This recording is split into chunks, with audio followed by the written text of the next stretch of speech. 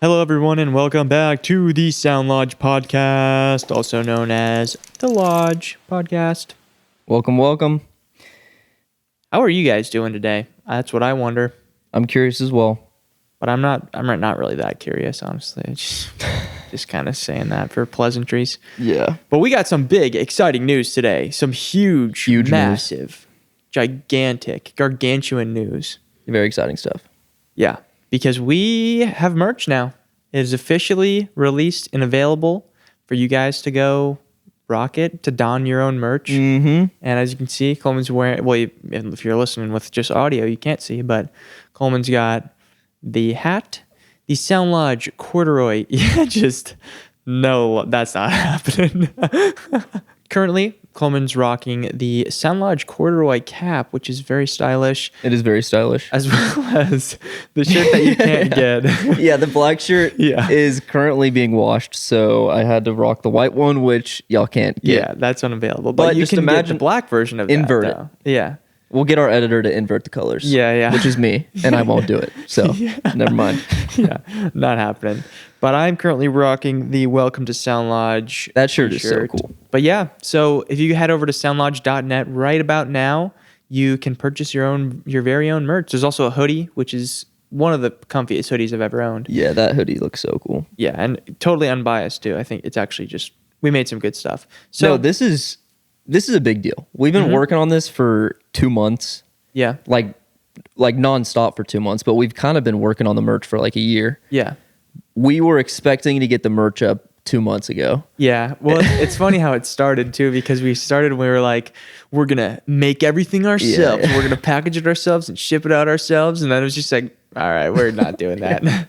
Yeah. So everything is on demand right now, but we still like vetted everything. We ordered all the products and we were very surprised at how good the quality is. See, the thing is, I always thought in my head that doing print on demand stuff was like low quality and you make like no money from it. Like the profit margins are horrible, but it turns out that we found a company that does it really well and has really good quality blanks and everything. Like that's why we really wanted to make sure that the shirts were like a thicker heavyweight t-shirt that were kind of like vintage style. The hat is amazing quality, embroidered and everything. The hoodie's incredible quality. So like, we're not going to put out anything to you guys that we're not fully on board with and we're fully satisfied with. Yeah. Case in point, this shirt. Exactly. This shirt.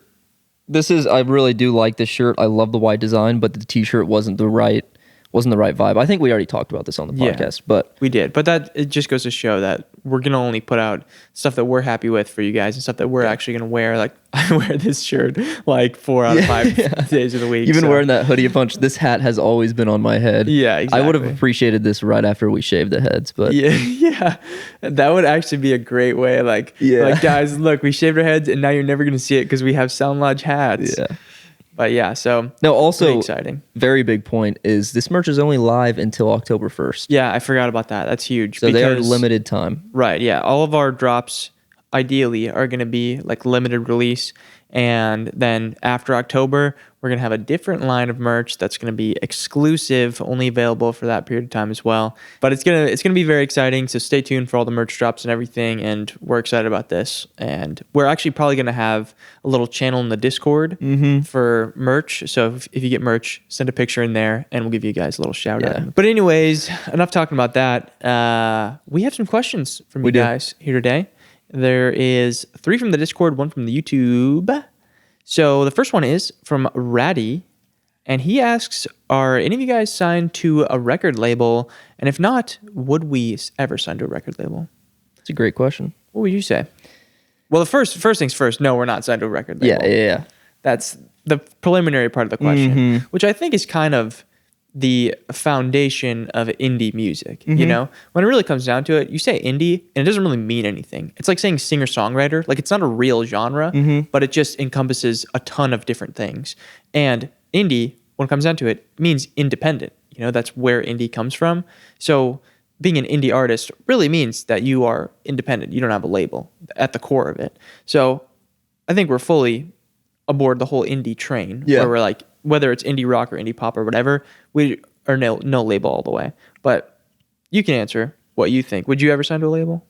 I I've always been against. We've had these conversations, but I've always been against it. I'm not. Yeah. I think, especially with social media now, I would encourage everybody to go without the label, just so you can own all the rights. And then the main thing the labels used to do was promote your music, and now we have social media, and you can get a song just blown up instantly. So I think I've always been firmly against the label, all for independence, but you know, in my financial position right now, where somebody's like, here's $1 million. All right. Exactly. Like that is fake money. It's basically just a loan, and you have to give it back to them. But I would appreciate some funds right now, so I can just make music for 6 months and then kind of get my cards in order for when I have to give that money back up. Sure. So like an advance would be nice just to strictly work on music. Yeah, I wouldn't have all the rights to the songs, and I wouldn't, be able to have 100% ownership for eternity, basically. But an advance would be nice from a label. I don't think I would ever really sign with like a huge label. I really like the label deals that are just for like one album. I think that could be really cool. Working with there's actually a lot of really cool. They're not indie labels because that's not a thing, but labels that are kind of for the indie artists that a lot of artists that I really like are signed to them. Yeah. So I would be open to working on like a per album kind of deal. I wouldn't ever want to sign for 2 years because that would suck. Yeah. And then touring and stuff. And having then like a 5 album deal where like you have to make this amount of songs or this amount of albums, whatever. That stuff kind of just sucks. Yeah, and I'm saying all this, but also another reason I'm all for being independent is because I can drop whatever music I want to drop. That's a whole nother aspect of being signed, is that you can make a song that you love, you bring it to the label, and they say, This sucks. how about we move the chorus right at the start? Yeah. I like this intro thing where you're doing 30 seconds of an intro, but TikTok's not going to like that. So let's move that chorus right to the start. And they just basically have control over what music you're putting out. So like you said, if you're doing a 5 album deal, then 3 of those are going to be very uninspired. Yeah. They're like, hey, can we make this sound a little bit more like Taylor Swift, please?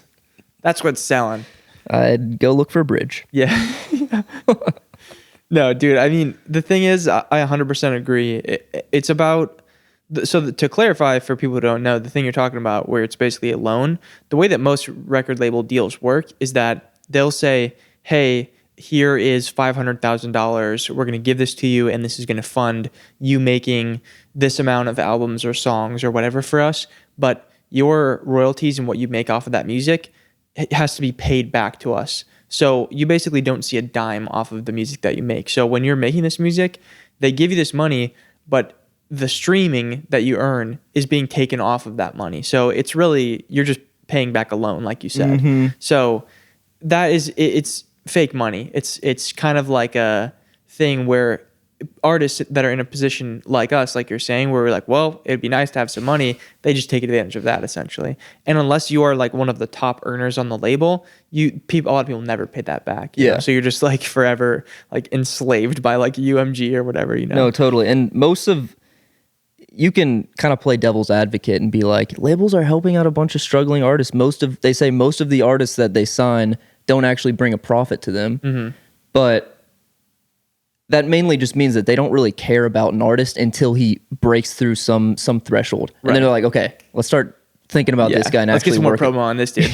Yeah. And that would suck if you're signed to a label, you make a really good song and you drop it and you like market it kind of yourself on social media and you make really good content around it and it blows up. And then you think to yourself, I could have done this myself. Yeah, exactly. That's the thing. I think everybody should at least try to do your own promotion and marketing before you're like, all right, the label's the thing for me. Because the thing that I've always thought about is that it would be really nice to sign to a label specifically for a pub deal.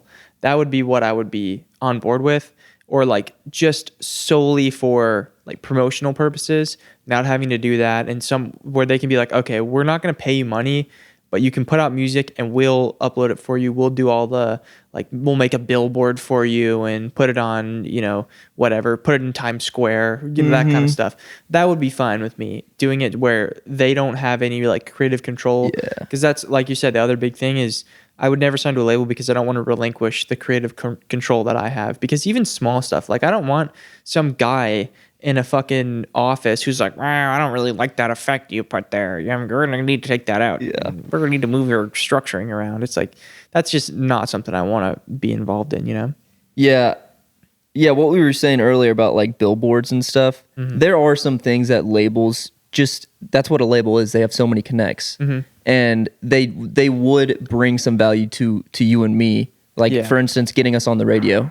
We have no experience with any sort of music on the radio. We have no experience with any kind of playlisting as well, which we could Right. definitely do that ourselves, but Yeah, we we don't can really figure it out, but Yeah. it's always going to be easier when you have a guy who already knows somebody. And Or- it would be nice to not have to worry about it as well. Just that's- make the music. Yeah, that's the main thing because it's not really what we signed up for. You know, it's like now that's the thing about just being a musician in the modern era. You have to be a content creator too, essentially. You know, unless you are signed to a label, because it used to be. You kind of touched on it, but it used to be where there was no alternative to signing to a label. You couldn't just promote your own music, like unless you're like out in Times Square handing out mixtapes to people, and that does nothing. Like nobody's gonna actually gain anything from that. But now it's like I can upload a song onto DistroKid within a week, and it's automatically on like Spotify. I think we even talked about it in one of the other podcasts where like it didn't used to be where streaming services were so widely available to everybody because now anybody can put anything onto Spotify. And that, I mean, that's also a problem, because people will do that and it's just unreleased music from artists, like it's like leaked songs from Playboy Carti or whatever and all these other artists, and they have to go and take them down. It's a whole copyright thing. The amount of songs that are uploaded every minute on Spotify is wild. Yeah, it's also actually insane. What you were saying earlier about how back then labels were the only way to do it. A big reason for that was also you couldn't get paid if you were an independent artist back then. Right. Because there weren't streaming services. You weren't paid for streams. Streams weren't even a thing. Right. It was just selling vinyls and selling CDs and things like that. And if you didn't have a lawyer, which that was also a big deal back then, like the main thing with signing a label was getting a lawyer that would actually get you your money. So if you didn't have that yourself, then you were in a position where you have to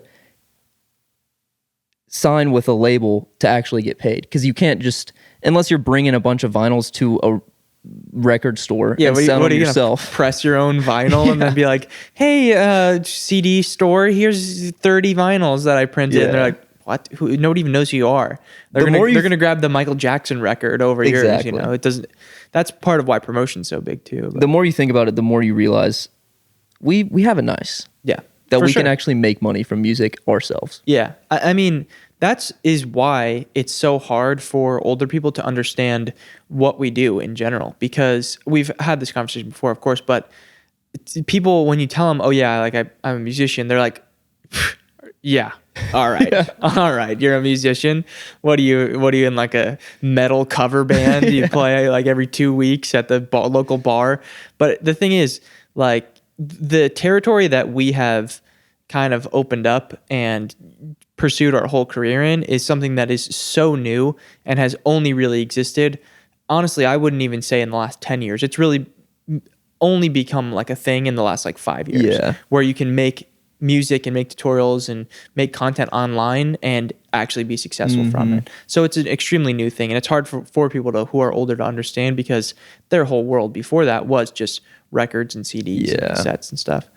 So yeah, it's a different era. Yeah, so to answer the question, it would be no, but some aspects would be nice. but some aspects would be nice. Right. And honestly, if a big label hit me up and said, I want to sign you for 2 years, I would think about it, which I've never done before. But I'd be like, yeah, the situation would be perfect, but I would continue being able to make music full time. I would need to know so many details about for it. sure. That's the thing. I would read into it so much before I signed anything or before I made any like actually commitments to it, because you see so many shows and hear so many stories of people just getting absolutely screwed over by labels, and it's kind of just become like a horror story thing where you just just don't bring any labels anywhere near me, Especially for you and me too, is they would have a say in what we put on our YouTube channel, which is that's very scary. which I would never allow that to happen. Yeah. No, yeah, that's extremely scary. I'd have to go under like a different like moniker and like secretly upload stuff.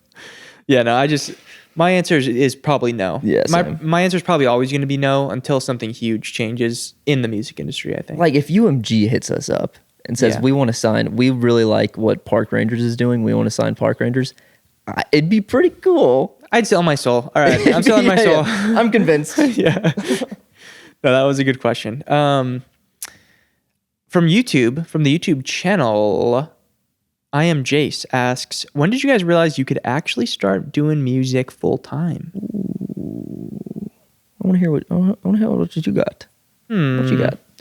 I think I realized I could start doing music full time when I had no other choice. And it was just like, all right, you're not going to college. We gotta we gotta kick it up a notch. This has gotta be something here. And I think it was kind of like, I didn't take the second half of my senior year. I graduated early. So I just used all that time to just put all my effort into doing YouTube. And that was also the year of the pandemic too.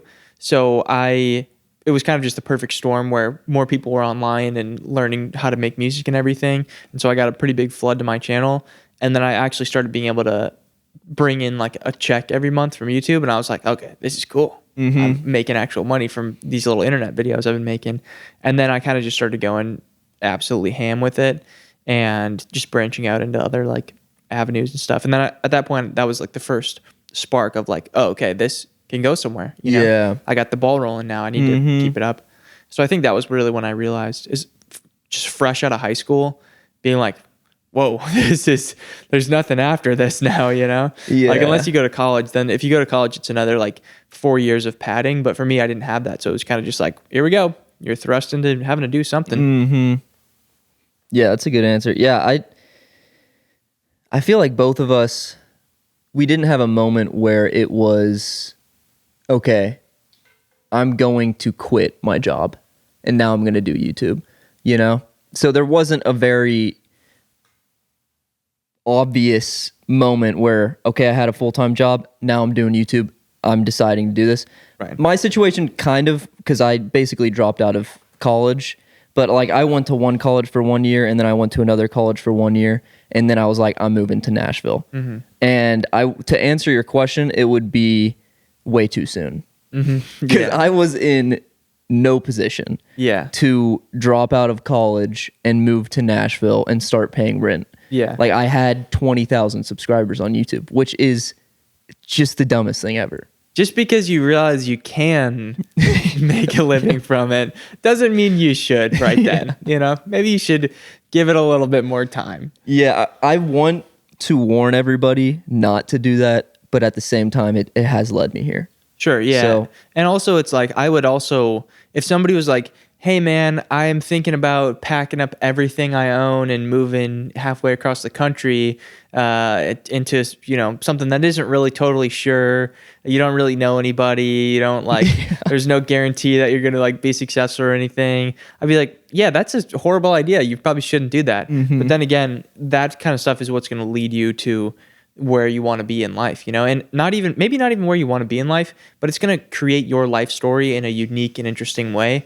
I'm a pretty big advocate for writing your own life story in an interesting way, you know, because do you really want to, at the end of your life, be like, yeah, man, my life just consisted of me scrolling on TikTok for 14 hours a day and not taking any risks and not doing anything that I actually wanted to do, you know, because if we gave that advice to our younger selves, we would end up like so many other people who are just miserable in life. Yeah. I feel like, you know, so I think having that moment of just doing something really stupid to see if it works is very important, because what's the worst case scenario that happens there, right? You move to Nashville, you go completely broke, you just move back here, you know, like your parents are not going to like throw you on the street. And even if literally worst case scenario, you move back here, live out of your car for like a month while you're working part-time at like a Sonic, and then you just get it up enough money until you can like pay rent. And then see, the thing is, like, when you think about these huge, grandiose, like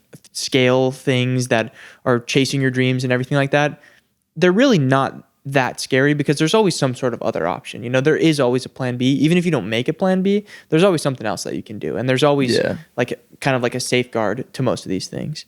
So I think take the risk, you know, if it's something that is going to propel you towards what you actually want to do and like you chasing your dreams, just do it, you know? Yeah. It will be worth it. And if it's not worth it, then whatever, at least you tried. At least you don't have to say, yeah, I never was able to chase after the thing I wanted. No, totally. Yeah, I think it's a lot different for like artists because I think in order to be a great artist, you definitely need a moment like that. I think in other careers, the whole careers, thing is a risk when you think about it. Being an artist at all is a risk. Yeah, and you said worst case scenarios, live out of your car at a Sonic, and you and I are both wired in a way where that's not the end of the world. But I think for a lot of people who kind of grew up where it's so career driven and everybody just does 4 years and then they get a job, that is seen as the end of the world. Yeah. And it's not even really their fault because everybody around them is saying the same thing. Right. You know, but I think you and I kind of had pretty unique childhoods to where we saw a lot of different aspects of life and we were in a lot of different places. So we didn't just grow up in one place for our whole lives and then it's like, I'm going to get a job in this town with these people. Exactly. Well, because that's the thing. For a lot of people, it's ideal to just get that job, work in the 9 to 5, and then you just do that. You have a couple kids, you have a house, you have a dog, and then you die. But for me, that just sounds like purgatory. Like I just would never want to have that life. Like I think just ever since I was younger, I've just been more wired to like want some adventure, you know, to want like something crazy to do. Even like a lot of my old YouTube videos are like me and my friends exploring abandoned places and just doing just weird adventurous stuff. Yeah. And I think a lot of kids don't really have that childhood either. Because you think about the normal, like you going through high school, maybe not middle school, but going through high school, going through college, and people are just drinking and partying and whatever. And that's cool for people who want to do that. But that was just never my thing. I was always just doing the weird thing, doing the weird, like exploring something crazy kind of vibe.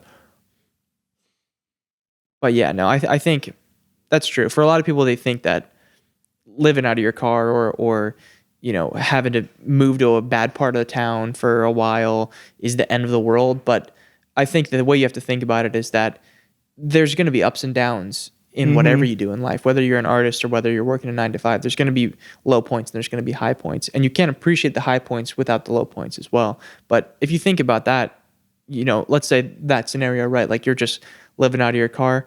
That's just a low point in the journey, you know, and it's all about how you can, you know, navigate that journey. And if that's a low point, there's going to be a high point as well eventually, because the scale always ends up tipping the other way. Yeah, that's just the way that I think about it. I think it is important what you were saying, where what is the worst thing that can happen? Because I remember having that exercise of writing that down in a lot of different moments. Right. I did that, and when I decided to move to Nashville, right, it's just so helpful. You write it down and you say, okay, I go there for a year, I fail miserably, and then I move back here. Yeah. That's not the end of the world. And then I get back into college and then I'm back on the swing of things. Yeah. And then maybe you do the thing where it's like, I live in my car for a year. And if you are so against that, then I don't think pursuing an artistic career is for you. Yeah. Because you have to be so passionate about it to where you don't really care about that being the worst thing. Right. You have to be so passionate about the thing to where the worst case scenario doesn't even scare you. Yeah. Know? Like it might scare you a little bit, but you're more driven to do the thing than you are scared of the worst case scenario. And I think that's just, you have to be so passionate about the thing, which I think even we had maybe mentioned this before, but if you're not 100% sure, if you're not 100% in on doing the music thing or doing whatever thing that you're doing, don't go through with it, because it is a risk, you know. Doing the whole being an artist thing is a risk itself, and it's always going to be a risk because there's no guarantee that even, you know, the internet will be around in 5 years. There's no guarantee that YouTube or any of the stuff that we've built on is going to stick around. So we're always in a state of risk. So if you're not 100% in, if you're not 100% passionate about doing this, then don't do it. Yeah, I agree with you, and I do remember I did say that, but I am thinking of also, you also need to be in an opportunity to where you do try something. Because when I moved to Nashville, I was so passionate about it, but I wouldn't say I was 100%. Like Yeah. I was like Well, 95. The You thing know, is, you're 100% passionate about the passion of it, Mm-hmm. but you're not 100% sure about exactly where it's going to lead you, because Yeah. maybe you think you're going to be like, you're going to go to Nashville and be like a songwriter, and that's how you're going to make your thing. Because I was the same way. Like I didn't know if I was going to be a producer. Like probably for the first 3-4 years, I wanted to just be like an industry producer, like sending out beats to artists and sending out samples and stuff. That's what I wanted to do. That was like my dream. And then it shifted towards like, well, maybe I want to make YouTube videos. Maybe I want to do this. Like I remember my mom asking me straight out of high school. She was like, well, exactly do you want to do? Like, do you want to do the YouTube thing? Do you want to do the production thing? And I was like, I don't know, maybe both. Like I didn't really have a proper answer, but I knew that my passion was 100% in the music thing. I didn't want to Yeah. do anything else. Because the more of what I'm saying is like, if you're 60% passionate about music, but like you also kind of really want to play basketball, or you want to like do something else, you want to you start a cupcake making business, then don't go 100% with the music thing and don't take a huge risk if your head's not totally in like the I want to do music for the rest of my entire life thing. Yeah. Because you can be in a specific area or specific like I don't know like genre of career, but not know exactly how you're going to end up. Because I have a lot of friends like that even who they knew they wanted to do some sort of art thing, some sort of music thing, but they weren't like 100% sure they wanted to write or they wanted to produce or whatever. That might take time to figure out, but if you know you're 100% on the music thing, that's when you go for it. Yeah, Just in general. That's a good distinction, because you never. I'm not even 100% sure I'm of anything of where this music thing is going. But like you were saying, I'm 100% passionate about the music, Right. And I'm 100% sure that I'm going to have a career in the music. Yeah. So I think also if you're only 50% passionate about it, keep pursuing it. But we're saying don't move to Nashville Yeah. with 20,000 subscribers. Yeah, don't take the massive risk. Yeah. Because I think that's part of it. You might even, the thing is, you might go your whole life where you're just doing music as a hobby, or you're doing, you're 50% passionate about music, but you're 50% passionate about making cupcakes as well. Maybe you do both of those things and they never become your career. Maybe you have a totally separate career that you do, but definitely keep doing it for sure. Don't just stop doing it. It's also very possible that you're 50% passionate about it now, but don't throw it away, because you could get to 100% in the future. So Exactly. And if you put in a lot of effort still, like let's say you work a 9-to-5 job and you get back at 5, you do whatever, you spend time with your family until 7 o'clock, and then from 7 until 11 at night, you just fully go hard at the music thing, you definitely could make a decent success for yourself out of that time period of just working on music as well. And who knows, if you put in that effort during that time period, during all the time that you have off instead of like scrolling on TikTok, then you could actually build up something from that. And maybe, who knows, at some point you could get 100% to where you want to be with the music thing and quit your day job and be successful. You never know, because as we've said before, everybody's path looks different. yeah, You completely different. where you end up is not going to be just like somebody else, and the way you get there is not going to be just like somebody else. So But yeah, if you're 100% sure and you see the risk in front of you and you're scared, understand that fear is not an indication to not do it. It's honestly an indication to lean more into it. Yeah. So if you're 100% sure, write down all of the worst outcomes, really look at them and decide, am I willing to do these? And then I would say just take the risk, because you're going to regret it, man. 100%. You don't want to live your life. That's the thing. Most people at the end of their lives, they regret things that they didn't do, not things that they did do. So anything that you do, I don't really think you're going to regret it in the grand scheme of things. In the grand scheme of this life, you're going to regret the things that you didn't go after. Yeah. So I think definitely go for it. Go for it. We're telling you. You right there. We are actually telling you, go for it. And it's kind of a gut feeling thing too. Yeah. Like, when you just have that gut feeling, like, this is really scary. It's a crazy thing that I'm going to do, but I feel like it's going to work. And I feel like this is the thing that I should be doing.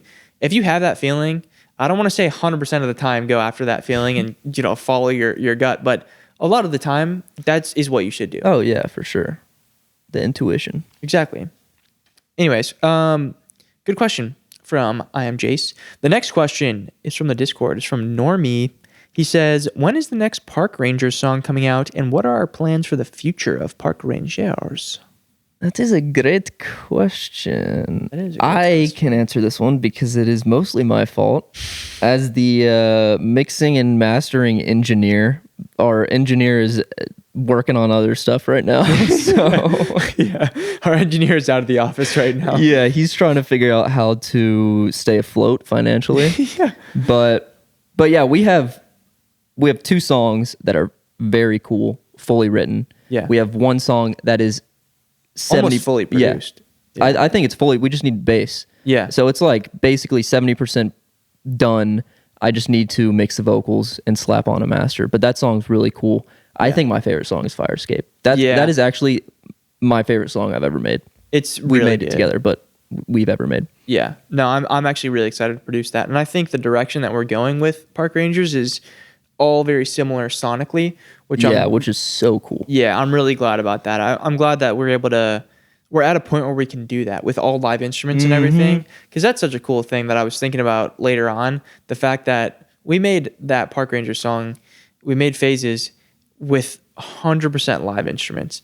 And me, myself, 5 years ago, I would have never fathomed that I would be doing that. You know, which is a very cool feeling. Well, I'm thinking even back like 2 months, not 2 months, 2 years ago. 2 months ago when I was literally here. I think we made that song 2 months ago. I'm thinking like way back, 2 months ago. No, 2 years ago when we made the Christmas album. Yeah. I remember our goal was we're going to make Christmas songs that are going to be 100% live instruments, but we couldn't do it. Yeah. Like there was a lot of instruments that were just synth VSTs and stuff. I think the main goal was just indie Christmas songs. Yeah. We wanted to copy back to Marco, essentially. Yeah. But I think, I mean, if we had the option and we had all the utilities we have right now and the skills that we have right now, we would have made it like at least 90% fully instrumental with instruments. I agree. I think also I do really enjoy adding kind of electronic elements as well. Yeah, that's also another point. Synths and stuff. That was the sound we were also going for. Sure, yeah. And I think with Park Rangers, definitely from a sonic perspective, we're probably going to go live instruments for a lot of it. And I like the vibe of incorporating the acoustic guitar in there as well. It gives it kind of like a very like granola, like nature-esque kind of vibe, which is kind of what we're going for. Obviously, it's called Park Rangers, so there's a little bit of a nature intertwinement in there. But we got to get a 12-string. Yeah. I saw one on Marketplace the other day. It was How much? A Fender. I think it was $250, which is, I mean, that's just what you're gonna get. With Yeah. 12 strings. But I was thinking, I was like, all right, I could talk him down. But it was some lady who was like, I bought this a few years ago, and I know I know what I've got here, and don't try to lowball me. Price is firm. I see those, and I'm just like, all right, how do I get this guy's page taken Don't try to down? lowball me. I see those and I'm like, I see an opening because you are insecure about your ability to talk down a haggler. Yeah. I'm going to swoop in. Yeah, you're like, I see. How about $20? I'm giving you a good deal. Listen, lady. Yeah, there's like a car and you're like, $30? I'm not going to deny I've done that a few times. Oh, yeah, you might as well. I mean, Yeah. no, there's no real risk in being like $45 for this, vintage American made. No, the amount of times I've been cursed out is, I can count them on a hand, but it has happened multiple times. Have you really? Yeah. Really? Yeah. What did they say? Not like crazy cursed out, but basically just saying I'm never going to talk to you again. Really? Yeah. That's wild. Because, dude, I much. throw them out there. Yeah. Like, if I see something that I want, for some reason, there's a part in my brain that says, this person's really trying to get this out of their house. So my Sometimes, approach is yeah. always, I will get it out of your house at your earliest convenience in cash. Right. So I kind of word it in a way where it's like, this is going to go away if you don't accept. I always say that too, where it's like there's some urgency involved. Yeah. There's some urgency involved, and it's like I'm helping you kind of thing. But I don't usually ever lowball it that hard because I feel like if I go too low, then I just get ignored. There's like a threshold where it's like if you go to a certain point, they're gonna be like, I don't know, that's all right, but I'll bump it up a little bit. Then you go the step lower where it's like they just ignore you, and then you go the step lower where in your territory, and the guy's just like, you should be shot. Yeah, no, I don't like ever since I got that mandolin for 100, I was like, this is the last big purchase I'm gonna make on Marketplace. Right. I'm now only gonna pick up things that is just an absolute steal. Like the Yeah. classical, I got that for $10. That was unreal. So that's what I'm saying. Where I'm just throwing them out there because I'm like, I personally can't go over $30. Right. So it's either $30 or you're not raising my price up. So Yeah. I just send it out anyway. Yeah, exactly. I mean, you have nothing to lose that way. Exactly. What on earth were we talking about before that? What was the question? 12 string. We were saying Yes, we need to get a Park 12 Rangers. string. Yeah, 12 string would be very nice. There's a couple like guitar infinity rings that I still need to collect. Mm-hmm. 12 string, baritone guitar. Definitely want a banjo. Yeah. That's really the ones I can think of mainly. Yeah, my banjo's number one for me. Yeah, banjo would be really 12 nice to string have. would be nice, but I don't really have the money for that. Like you can get a workable banjo for 100. Yeah, definitely. I've seen them at Guitar Center, like brand new for like 150 even. So it's definitely possible. Yeah, what are the goals of Park Rangers? What are your goals? What is number one dream, even if it's unreachable right now? Honestly, I think overall with Park Rangers, ideally, and this would obviously be probably a couple of years in the future, but I mean, who knows, to just be doing that mostly full time. That's just be our main thing. And we tour, play shows and everything with Park Rangers. And also, ideally, we keep it just us making the songs, but we have like a band to tour with. Yeah. That would be nice because then the idea that you said of where you kind of play rhythm and then I play lead, like front stage, and then we have other guys playing drums and bass and everything, that would be very nice. You know, just we get a couple guys who we don't mind that much. Yeah. They go on the road with us and we just play shows everywhere. Well, It'd dude, be I was talking to you about I showed you the Wolfpack Paris concert. Yeah. And Wolfpack, like one of my favorite bands at the moment, and their concerts are so cool because they just trade instruments. And I was saying, like, I consider myself to be somewhat of a multi-instrumentalist, you more so. But like if I probably would never be confident to get on the drums, but like I could switch from keys to guitar to vocals. And then true. I kind of envisioning you switching with our drummer and then he grabs a guitar. But that'd Yeah. just be so cool, like switching off instruments for every song. Right. Yeah, that the thing is that a lot of people don't play more than one instrument. Like if you're going to get like a touring drummer, he probably just plays drums. Same with like bass. Sometimes Yeah. guys on bass can play a little bit of guitar and vice versa. And it's kind of also like this guy plays guitar. We already have 4 other guitarists that want to be in the band. So you can be in the band, but you're going to play bass. Yeah, so the bassist could probably pick up the guitar. Yeah, true. But yeah, I think that would be super cool to just have kind of a touring band of multi-instrumentalists, and then maybe at some point form just like another band where we all make music and go to a studio and record or whatever. But I think it would be awesome to have an album too.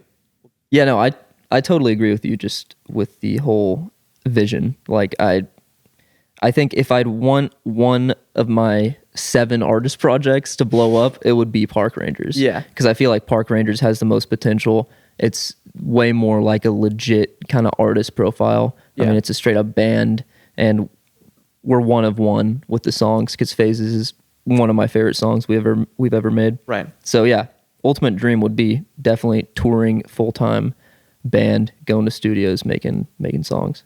And if you think about it proportionally, of all the artist profiles that we've made collectively together, that one's had the most success, like proportionally, because one song and like 1,600 plays on it True. is pretty darn good. Yeah, and a lot of people asking for more music, which is awesome. Yeah, I'm really glad that everybody likes it, you know, Yeah, true. because I think a lot of people were waiting for us to make a band, you know, because we've dropped quite a lot of music together, of course, but it's all kind of been like under our different names and been like collab stuff. Yeah. Now this is just like we put this out and this is our collective Yeah. unit. This is us, you know, which I think is really cool. I think it's also cool. I mean, we'll definitely continue to make songs together, Zol and Fizo collabs, but we've got a good number of those.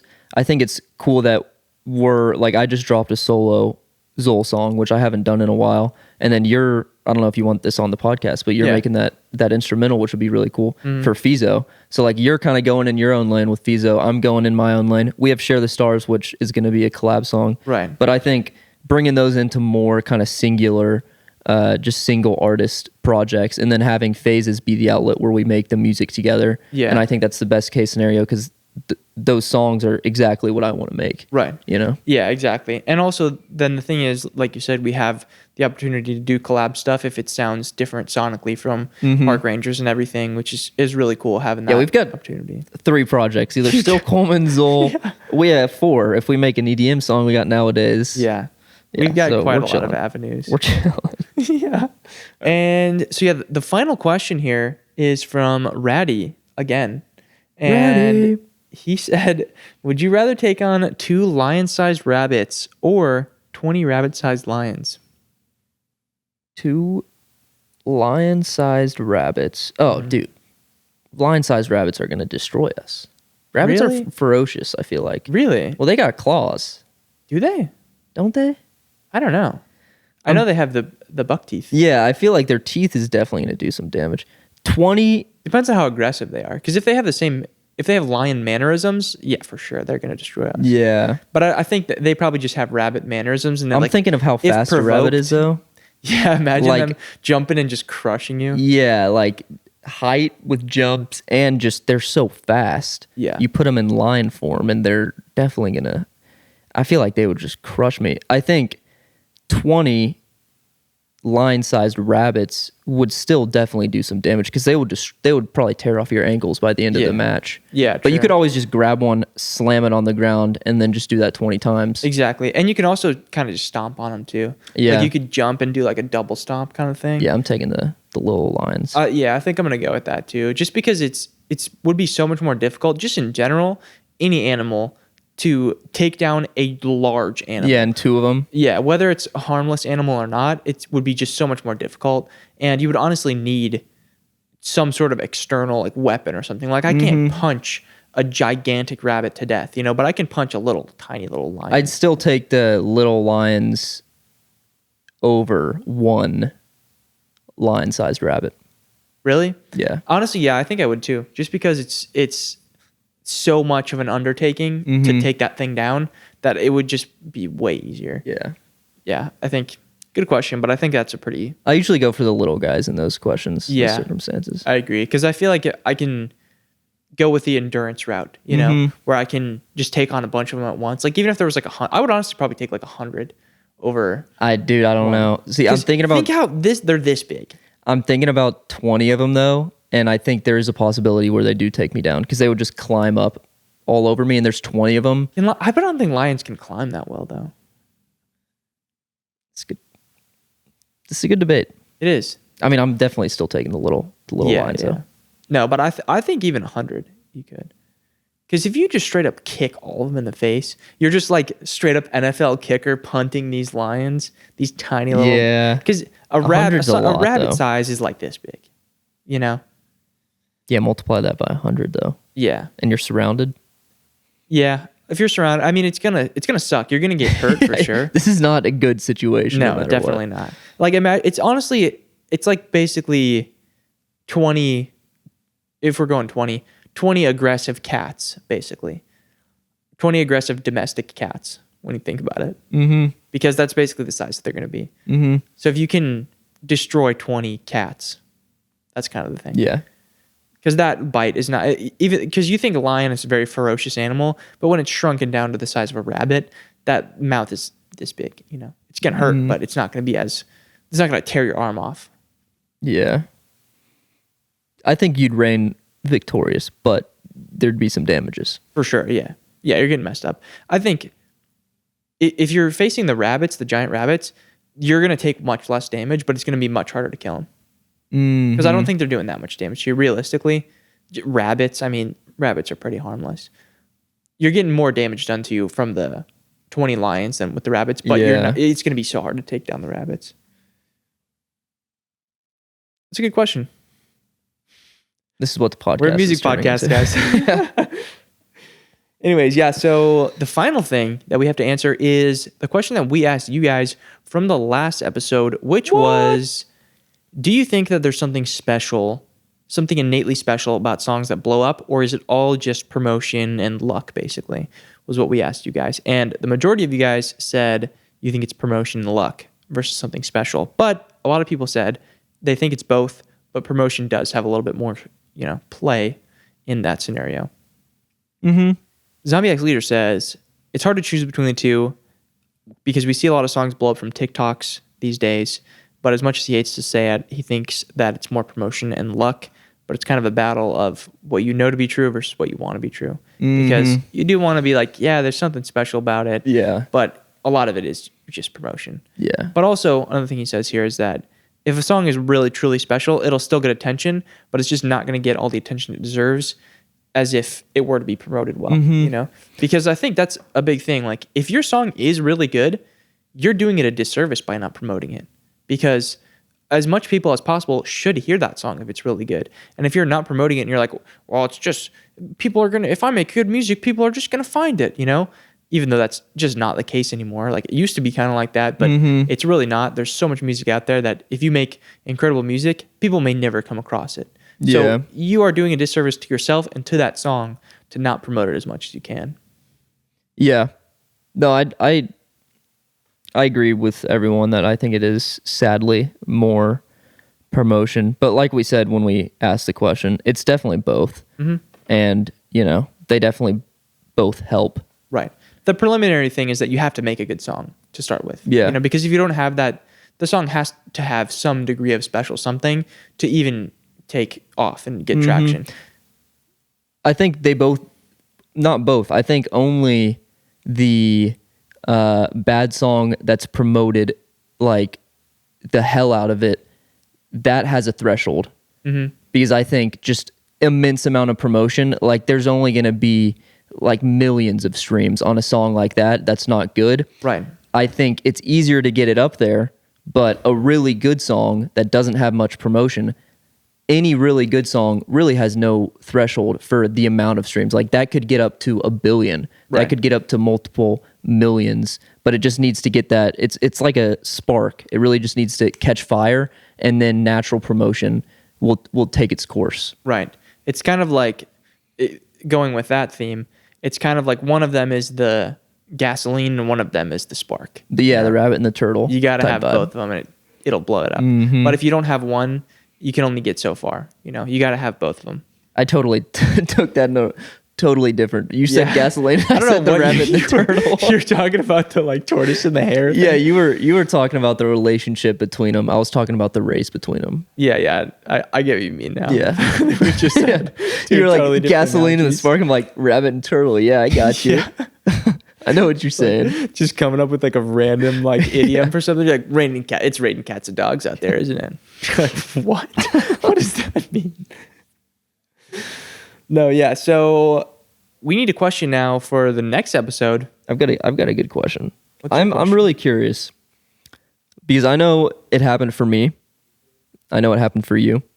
You mainly make indie music now. You started with hip hop. I mainly make indie music now. I started with kind of EDM, more dance music.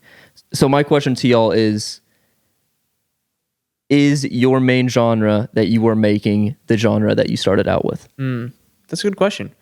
I was thinking about that the other day, actually. Because, Really? Yeah, because I was thinking about how the genres that I'm making now are so wildly different from what Yeah. I started with. And I was thinking about, like, I haven't made a trap beat in probably like 4 years now, which is crazy. But yeah, that is a good question. I am curious to see what you guys say. I feel like it's probably going to lean more towards their changing genres. What do you think? I think it depends on who's watching and what stage of your production you're watching in. Yeah, because totally. I think they're just kind of, as pretentious as it sounds, you kind of just reach a stage as a producer where eventually you're like, I want to use real instruments now. I want to actually like be like everybody a musician. leans more towards indie music. Yeah, eventually it kind of all comes back around. And I think that's kind of what the whole TikTok songs thing has shown, where like it used to be just the worst, most corporate pop music that was, blowing up on TikTok. And now it's kind of come around, and a lot of indie songs will get popular on TikTok. Maybe not indie songs, because a lot of them are like industry plant, promoted stuff, but more indie style, like indie rock, Yeah. indie pop stuff with real live instruments has gotten popular. And I think that's really cool to see, Yeah, we're curious. We're curious. Excited to hear what your answer is. Be sure to answer the poll in Spotify. Also, be sure to check out the merch. It is live. If you are watching this and you've made it to the end, we want to offer you a little discount. A little gift. So when you check out on Shopify, be sure to put in the discount code The Lodge, all one word, and you will get 20% off your order. That's pretty cool and epic. That's pretty cool and epic. This is only going to go for a week though. Mm-hmm. So you gotta act fast. Yeah, act now to claim your discount. Fast. Might as well just get every item on the list and you get 20% off. Just buy one of everything. Honestly, maybe buy two of everything. Yeah. Also, don't share this with anybody else though, because we really want it only for the OG podcasters. Yeah. So yeah, the Lodge podcast gang, the Lodge gang. We love y'all. See you next time. See you next time. I love you. He really loves you guys. I really do.